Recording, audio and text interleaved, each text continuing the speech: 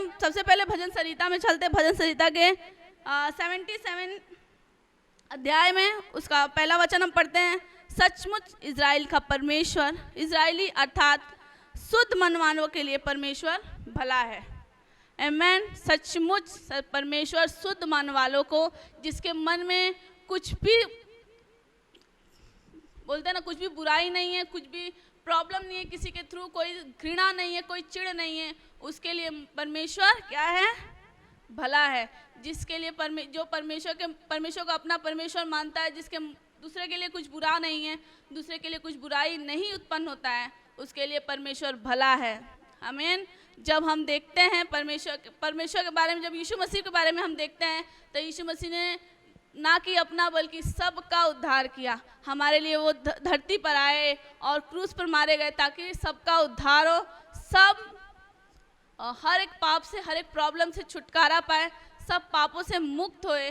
तो यीशु मसीह भी परमेश्वर के नज़र में यीशु मसीह भी भले थे, तभी उन्होंने इतने बड़े बड़े और अचंभित काम किए। आमीन।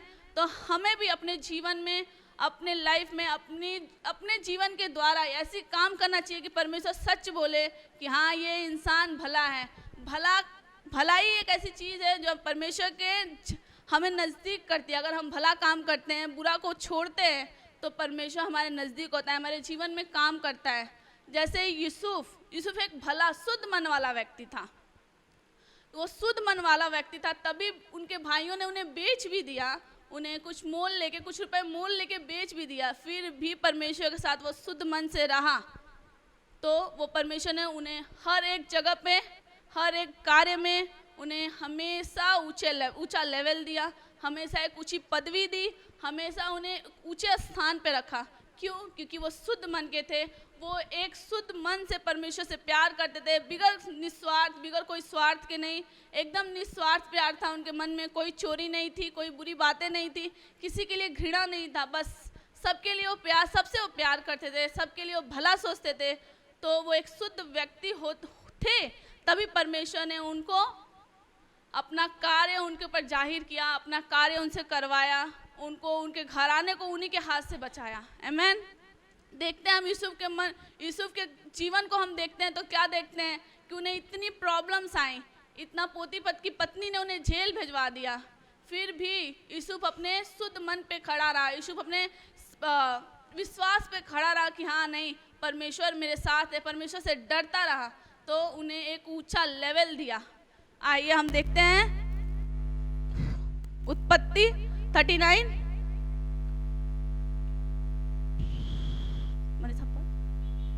उत्पत्ति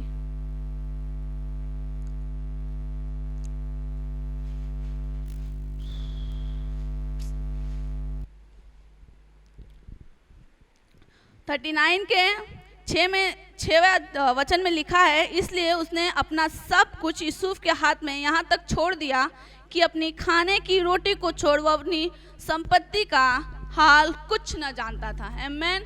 जब यूसुफ इतना शुद्ध मन का था, इतना परमेश्वर के साथ भला था, इतना भलाई के साथ वो चलता था कि जहाँ भी यूसुफ गया, जहाँ भी जिस जगह पे वो गया, वहाँ पे सिर्फ उसके साथ भला हुआ। क्यों? वो एक शुद्ध मन का व्यक्ति था, उसमें उसके मन में कोई पाप न था, कोई भी घृणा नहीं थी। जब हम ऐसा रहेंगे, जब हम यूसुफ के जीवन के जैसा जिएंगे कि चाहे हमारे साथ छोटी बड़ी घटनाएं सबके जीवन में होती हैं, चाहे हमारे साथ कुछ भी होए, छोटी बड़ी या छोटी, हम परमेश्वर के साथ एक लेवल पे चलेंगे तो परमेश्वर भी हमारे जीवन में हमेशा हमें ऊंचा उठाएगा। परमेश्वर ने कहा कि तुम जल से होकर तो चलोगे, लेकिन वो जल तुम्हें डुबा ना सकेगी। आमीन। परमेश्वर ने ऐसा नहीं कहा कि तुम नहीं हमारे पास आ जाओगे तो कोई दुख, कोई परेशानी तुम्हें नहीं होगी, ऐसा परमेश्वर ने नहीं कहा। परमेश्वर ने कहा तुम जल में से होकर चलोगे, आग में से होकर चलोगे, लेकिन वो आग, वो पानी तुम्हें छू ना सकेगी, क्योंकि मैं तुम्हारे साथ रहूँगा। आमीन। जब हम यूसुफ की जैसा जीवन जिएंगे, चाहे जो भी प्रॉब्लम्स हो, चाहे जितनी भी परेशानियां हो, जब हम यूसुफ जैसा जीवन जिएंगे तो परमेश्वर हमारे साथ रहेगा। जैसे यूसुफ को ऊंचा उठाता है, वो हर वक्त उठाया। कब कब उठाया, जब उनके भाइयों ने पोतीपर के हाथ बेच दिया तो भी परमेश्वर ने यूसुफ को ऊंचा उठाया। जब पोतीपर की पत्नी ने यूसुफ के ऊपर गलत इल्जाम लगाया और उन्हें बंदी गृह में डलवा दिया तो भी परमेश्वर ने उसे बंदी गृह में भी ऊंचा उठाया। उसने परमेश्वर के बारे में कुछ भी ना कुड़कुड़ाया, यहाँ तक कि पोतीपर की पत्नी के बारे में भी उसने कुछ बुरा भला नहीं कहा, कुछ भी उनके मन में कुछ ऐसी बातें नहीं आती थी, बस परमेश्वर के ऊपर वो विश्वास रखते थे। तो परमेश्वर ने इतना ऊंचा लेवल दिया उन्हें मिस्र का राजा बना दिया। आमीन। जब हम अपना पूरा विश्वास, पूरा मन परमेश्वर के ऊपर लगाएंगे तो परमेश्वर हमारे एक न एक दिन जरूर ऐसा आएगा कि परमेश्वर हमें एक ऊंचा लेवल देगा, जिस लेवल को देख के लोग सोचेंगे हाँ सच में हमारा परमेश्वर जीवित परमेश्वर है। आज हम अपने जीवन में बहुत परेशान हैं, कोई कर्ज में दबा है, कोई बीमारी में है, कोई दुख में है, कोई परेशानी में है, कोई किसी को और किसी का टेंशन है, लेकिन वो हर एक टेंशन को लेते हुए जब हम परमेश्वर पर विश्वास करते हैं, वो हर एक टेंशन को सहते हुए जब हम परमेश्वर पर विश्वास करते हैं, तब परमेश्वर कहता है कि मैं भला हूँ, शुद्ध मन वालों के लिए भला परमेश्वर हूँ। मैं कौन हूँ? शुद्ध मन वालों का भला परमेश्वर हूँ। आमीन। जब हम किसी के बारे में बुरा ना बोलेंगे तब परमेश्वर बोलता है सच में तू शुद्ध है और मैं तेरा परमेश्वर हूँ। जब हम किसी के बारे में बुरा नहीं बोलेंगे, जब चाहे कितनी भी प्रॉब्लम्स आए, परेशानियाँ आए, जब हम परमेश्वर के बारे में बुरा भला नहीं बोलते हैं तब परमेश्वर बोलता है सच में मैं तेरा परमेश्वर हूँ और अब मैं तुझे ऊंचा उठाऊंगा। तो देखने वाले यही बोलेंगे कि हाँ इसका परमेश्वर जीवित परमेश्वर है। जब परमेश्वर अपनी महिमा करता है तो महिमा किसी को समझ नहीं आती है। क्यों? क्योंकि उसकी महिमा ऐसी है जो किसी को समझ नहीं आती है। कोई समझ नहीं पाता है कि परमेश्वर में कहाँ से उठा के कहाँ रख देता है, क्योंकि हमारा भी ऐसा समय था कि परमेश्वर ने हमें कहाँ से उठा के और कहाँ पहुँचा दिया है। आमीन। तो हम विश्वास करते हैं कि परमेश्वर जरूर आपको, आपके दुखों को, परेशानियों को देखेगा और एक दिन ऐसा आएगा जब सारी परेशानियों को परमेश्वर के ऊपर हम छोड़ देंगे और परमेश्वर आपकी हर एक परेशानियों को दूर करेगा, आपके शुद्ध मन को देखेगा, आपके पवित्र मन को देखेगा, आपके अंदर वो हर एक चीज़ों को टटोलेगा और फिर आपको एक ऐसे ऊंचा लेवल देगा ताकि आप वहाँ से आपको कोई नहीं देख पाएगा। आप सबको देखेंगे नीचे मुड़ के, लेकिन आपको देखने के लिए लोगों को सोचना पड़ेगा कि हाँ वो इंसान कहाँ से कहाँ पहुँच गया, लेकिन कब पहुँचा और क्यों पहुँचा? वो पहुँचा कब? जब वो शुद्ध मन का था, और वो शुद्ध मन जब पहुँचाएगा तब वो पहुँचाएगा कौन? वो परमेश्वर पहुँचाएगा आपको। वो परमेश्वर आपको ऊंचा लेवल देगा। जैसे उसने यूसुफ को एक ऊंचा लेवल दिया, जैसे उसने उसको पूरा मिस्र का पूरा राज्य दे दिया, वैसा ही परमेश्वर एक शुद्ध मन जब आपका रहेगा तो आपको एक ऊंचा लेवल देगा। जैसे यहाँ पे देखा जाए तो पोतीपर ने अपना सारा राजपाट उसे दे दिया। सिर्फ उसे क्या था? सिर्फ उसे अपनी रोटी, जो खाने की रोटी होती उसे छोड़ वो कोई भी चीजों को नहीं देखता था, सब यूसुफ के हाथों में कर दिया था। सारी चीज उसने यूसुफ के हाथों में कर दी थी। वैसे ही हम आगे जाके देखते हैं तो बंदी गृह में डालने के जाने के बाद भी जब यूसुफ बंदी गृह में चला जाता है, आप यूसुफ की पुस्तक पढ़ेंगे, उत्पत्ति पुस्तक यूसुफ का पुस्तक है, आप उसको पढ़ोगे तो आपकी पूरी यूसुफ की पूरी स्टोरी आपको पता चलेगी। जब उसे बंदी गृह में डाल दिया गया तो बंदी गृह में भी वो क्या हो गया? कारागार हो गया। कारागार में था और फिर उसे पूरा बंदी गृह का दरोगा बना दिया गया। आमीन। उसे पूरे बंदी गृह का राजपाट दे दिया गया कि अब तुम ही संभालो। यहाँ पे भी परमेश्वर ने उसे बंदी गृह में डालने के बाद भी ऊंचा लेवल दिया। क्यों दिया? वो अब जेल में भी जाके परमेश्वर के साथ सच्चे मन से था, सच्चे हृदय से था, तो परमेश्वर ने वहाँ भी उसे आशीषित किया, ब्लेस किया। तो आप जहाँ कहीं भी हो, कहीं भी रहे, परमेश्वर आपको एक ऊंचा लेवल देगा। आपके जीवन में, आपके रिश्तेदारों के बीच, आपके घराने के बीच आपको एक ऐसा लेवल देगा ताकि लोग सच बोलेंगे कि हाँ ये परमेश्वर इसके साथ रहता है, परमेश्वर इसके साथ रहता है। और लोग फिर आपसे डरेंगे भी कि नहीं, इसे कुछ बुरा बोलने से पहले एक बार हमें सोचना पड़ेगा कि इसे हमें बुरा बोलना चाहिए कि नहीं बोलना चाहिए। आमीन। और फिर आप देखेंगे कि आपके जीवन में कितने बड़े से बड़े काम होते हैं। जब हम पढ़ाई करते हैं और पढ़ाई में अपने क्लास में हम जब टॉप पे रहते हैं तो सब फ्रेंड्स हम लोग के आगे पीछे घूमते रहते हैं। क्यों घूमते रहते हैं कि नहीं ये बंदा अच्छा है, इसकी पढ़ाई अच्छी है, जब हम इसके आगे पीछे रहेंगे तो हम भी अच्छे से पढ़ लेंगे। वैसे ही इस बाइबल में परमेश्वर बोलता है अगर तुम मेरे साथ चलोगे, भले मन से, शुद्ध मन से चलोगे, तो मैं तुम्हें ऊंचा लेवल दूंगा। चाहे वो क्लास क्यों ना हो, स्कूल क्यों ना हो, आपका घर क्यों ना हो, या कोई आपका गांव क्यों ना हो, कुछ भी आपकी फैमिली के बीच में ही आप क्यों ना हो, अगर आप शुद्ध मन के साथ परमेश्वर के साथ चलेंगे तो सच में आपको परमेश्वर आपके घरों में, आपके फैमिलीज में एक ऊंचा लेवल देगा। यहाँ तक कि आपके जीवन में आपके आस पड़ोस वाले भी आपको सोचेंगे, फिर ही कुछ आपसे बोलेंगे। क्यों? क्योंकि वो जानेंगे कि इसके साथ इसका जीवित परमेश्वर है। जब इसे हम कुछ बुरा बोलेंगे तो हो सकता है हमारे साथ भी कुछ बुरा हो जाए। तो लोग आप कुछ भी बोलेंगे तो आपसे सोच के बोलेंगे, आपको समझेंगे, फिर बोलेंगे कि नहीं इसको बुरा बोलना अच्छी बात नहीं है, और फिर परमेश्वर आपके साथ होगा। लेकिन इन सब बातों के लिए, परमेश्वर की सारी आशीषों के लिए हमें क्या करना पड़ेगा? अपनी बुराई को छोड़ना पड़ेगा। जो हमारे मन में बुरी बातें बैठी रहती है, झूठ, चोरी, गलत व्यवहार, किसी के साथ गलत बोलना, गलत लोगों के साथ बैठना, ये सारी चीज़ें हमें छोड़नी पड़ेगी। गलत वर्ड्स छोड़ने पड़ेंगे। अपने जीवन में भी हम कितनी बार गलत वर्ड बोलते हैं, अपने बच्चों के थ्रू अपने कितनी बार हम गलत बातें बोल देते हैं, ताकि बाद में हमें पछतावा भी होता है। लेकिन ये सारी चीज़ें जब हम छोड़ेंगे तब हमारा परमेश्वर हमारे साथ होगा। जब हमारे शुद्ध मन को देखेगा, हमारे पवित्र मन को देखेगा, तब परमेश्वर हमारे साथ होगा। परमेश्वर हमें हर एक तरह से परखता है, तब वो हमें कुछ लायक समझता है। जब हमें परमेश्वर हर एक तरह, आपको और हमें हर एक चीज़ों से परख लेता है, तब हमें वो कुछ लायक समझता है, किसी चीज़ के लायक समझता है। कोई गिफ्ट फिर आपको देता है, कब देता है? जब हमें हर एक चीज़ से वो परख लेता है, हर एक दुख से, हर एक परेशानियों से, हर एक तकलीफ़ों से जब वो निकाल लेगा तब आपको देगा। क्यों? क्योंकि हम जब कहीं जाते हैं, कुछ लेने जाते हैं, तो हर एक तरफ से उसे पहले चेक करते हैं कि हाँ ये अच्छा है कि नहीं, हाँ वो अच्छा है कि नहीं, ये कैसा है, वो कैसा है। वैसा परमेश्वर तो हम तो 100-200 का सामान ले जाने से तो इतना चेक करते हैं, तो परमेश्वर तो अपना पूरा राज्य देने के लिए हमें तैयार है, तो वो हमें कितना चेक करेगा। इसलिए हमें हमेशा अपने मनों को शुद्ध करके रखना है।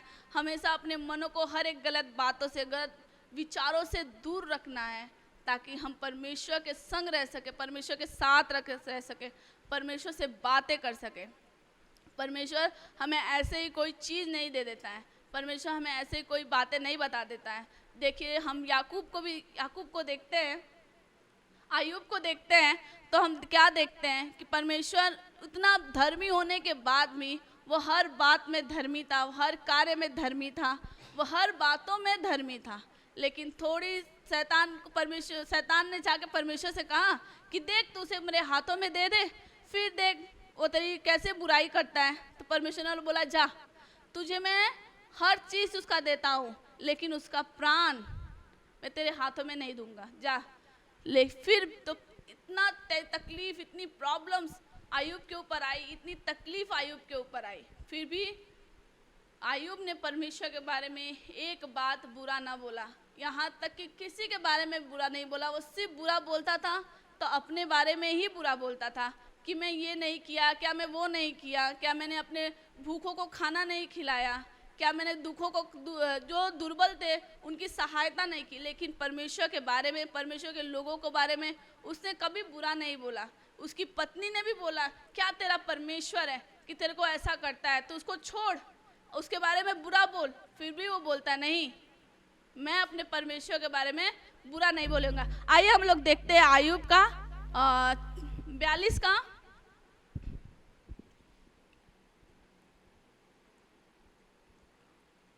2 का 9-10 पढ़ो। अय्यूब का 2 का 9-10।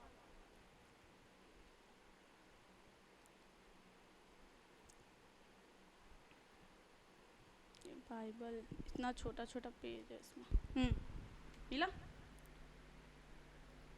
हाँ, 2 का 9-10 पढ़ो। तब उसकी स्त्री उससे कहने लगी, क्या तू अब भी अपनी खराई पर बना है? परमेश्वर की निंदा कर और चाहे मर जाए तो मर जा। हाँ, हालेलुया। क्या उस स्त्री ने कहा? परमेश्वर की क्या कर? निंदा कर। क्या किया था पर आयुब के साथ शैतान ने? उसकी हर एक चीज़ों को ले लिया था, यहाँ तक कि उसके बाल बच्चों, उसका फैमिली, उसका घराना, उसके गाय बैल, हर एक चीज़ों को उसने मार डाला था। हर एक चीज़ों को उसने उससे छीन लिया था। तो उसकी उसकी जो पत्नी थी वो क्या कहती है? पढ़ना उसको फिर से एक बार। परमेश्वर की निंदा कर। परमेश्वर की क्या कर? निंदा कर, उसकी बुराई कर, उसकी बुराई कर, भले छोटा कर बड़ा कर, लेकिन उसकी तू बुराई कर। तो आयुब उस पे क्या कहता है? उसने उससे कहा, तू एक मूढ़ स्त्री किसी बातें करती है। क्या हम जो परमेश्वर के हाथ से सुख लेते हैं दुख ना लें? आमेन। परमेश्वर क्या कहता है? जब उसके हाथ से हम सुख लेना जानते हैं तो हमें उसके ही हाथ से दुख भी लेना पड़ेगा। जबकि परमेश्वर की तरफ से दुख नहीं होता है, परमेश्वर हमें दुख देना नहीं चाहता है, लेकिन हम अपने ही कुछ कामों में फंस जाते हैं, अपने ही कुछ कार्य में फंस जाते हैं और हमें दुख मिलता है। यहाँ पे आयुब की कोई गलती नहीं थी। आयुब एक अच्छा शुद्ध मन वाला धर्मी था, एक अच्छा शुद्ध मन वाला व्यक्ति था, लेकिन फिर भी शैतान ने उसे परमेश्वर को उसकाया। शैतान ने आयुब के जीवन में हर एक बीमारी, हर एक दुख डाला। फिर भी आयुब बोलता क्या है कि क्या हम परमेश्वर से सिर्फ सुख लेना जानते हैं, दुख लेना नहीं जानते? क्या हम परमेश्वर से सिर्फ सुख ही लेना चाहे, दुख नहीं लेना चाहे? जबकि परमेश्वर ने उसे दुख न दिया था, दुख तो शैतान ने दिया था। फिर भी आयुब परमेश्वर के बारे में बुरा न बोला। यहाँ तक कि परमेश्वर को तो ठीक है, उसने उनके अपने दोस्त भी आए थे जिन्होंने कहा, उसके मित्र आए थे आयुब के, उसने भी कहा तू परमेश्वर की निंदा कर। उन लोगों को भी बोला नहीं, मैं परमेश्वर की निंदा नहीं कर सकता हूँ। क्यों नहीं कर सकता हूँ? वचन में लिखा है हम सिर्फ परमेश्वर से सुख लेना जानते हैं, दुख लेना नहीं जानते हैं। दुख कौन लेगा? दुख को भी हमें ही उठाना है। परमेश्वर जब सुख देगा तो आपकी परीक्षाएं भी लेगा, और उस परीक्षाओं को हम बोलते नहीं, हमने परमेश्वर ने हमें क्या किया? दुख दे दिया है। परमेश्वर ने हमें क्या किया? अरे हमें प्रॉब्लम हो गया है, ये प्रॉब्लम हो गया। और इस दुख की वजह से कितने लोग तो परमेश्वर को छोड़ भी देते हैं कि नहीं नहीं, 2 दिन तो ठीक था, 2 दिन तो अच्छे से आए गए, और तीसरे दिन भैया गए थे तो ऐसा हो गया, अब हम नहीं जाएंगे। क्यों नहीं जाएंगे? परमेश्वर ने 2 दिन सुख दिया और तीसरा दिन दुख दे दिया, तो हम अब क्यों जाएंगे? अब हम नहीं जाने वाले। इसी पर आयुब क्या कहता है? जब हम परमेश्वर से सुख लेना जानते हैं तो हम परमेश्वर से दुख लेना भी जानेंगे। क्यों जानेंगे? जब हमें परमेश्वर बड़ी बड़ी सुख दे सकता है, हर एक चीज़ से ब्लेस कर सकता है, हर एक चीज़ों से ब्लेस कर सकता है, हमारी फाइनेंस हेल्प से, हमारे बच्चों से, हर एक चीज़ से हमें सुख दे सकता है। तो थोड़ा दुख देगा तो हमें वो भी लेना पड़ेगा, क्योंकि परमेश्वर ने कहा ये तो नहीं कहा ना कि हम पानी में नहीं चलना पड़ेगा, ये तो नहीं कहा ना मैं आग में नहीं चलना पड़ेगा। परमेश्वर ने कहा तुम आग में से और पानी में से हो के चलोगे, फिर भी वो आग और वो पानी तुम्हें छू ना पाएगी। आमेन। परमेश्वर ने ये नहीं कहा कि तुम चलोगे ही नहीं, परमेश्वर ने ये कहा तुम चलोगे लेकिन वो तुम्हें छू नहीं पाएगी। दुख आएंगे लेकिन वो दुख हमारा कुछ बिगाड़ नहीं पाएंगे। परेशानियां आएंगी, वो परेशानियां हमें बिगाड़ नहीं पाएंगी, हमारा कुछ नहीं कर पाएंगी। क्यों नहीं कर पाएंगी? क्योंकि हमारा शुद्ध मन और हमारा भला परमेश्वर हमारे साथ है। आमेन। जब हम अपने भले परमेश्वर के साथ रहेंगे, जब हमारा मन शुद्ध रहेगा हर एक बातों से, जब हमारे मन में कुछ बुराई नहीं होगी, तो हमारा परमेश्वर हमारे साथ रहेगा। हमारा परमेश्वर हमेशा हमारे साथ रहेगा और हमें ब्लेस करेगा, हर एक बातों से ब्लेस करेगा, हर एक जरिए, हर एक कार्य से ब्लेस करेगा। हम जिस काम में हाथ डालेंगे वो कार्य हमारा सफल होगा, चाहे वो किसी से हो चाहे ना हो, लेकिन हम वहाँ पे जाएंगे परमेश्वर के नाम से तो कार्य हमारा क्या होगा?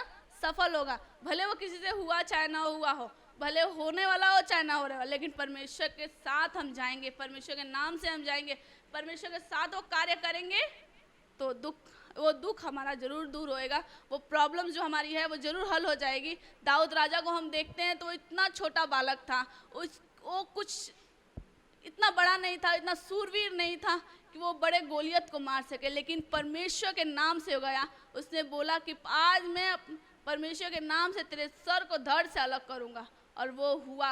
आमेन।